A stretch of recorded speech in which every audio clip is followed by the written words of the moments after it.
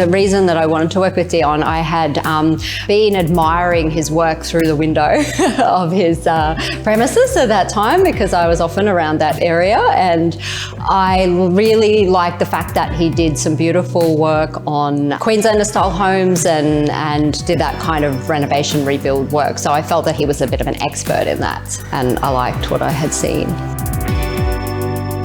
I feel like Dion did an excellent job in helping us create a home where we're really connected with nature.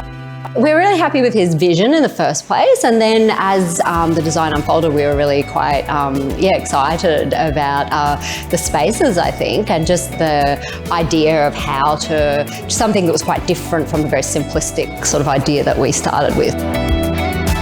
It was kind of quite a evolving process, but once he sort of drew up the concept, we didn't really need any convincing. We just could really see the value of that. All of the features of the block, I think, ended up being used a lot better than any initial ideas we had. Yes.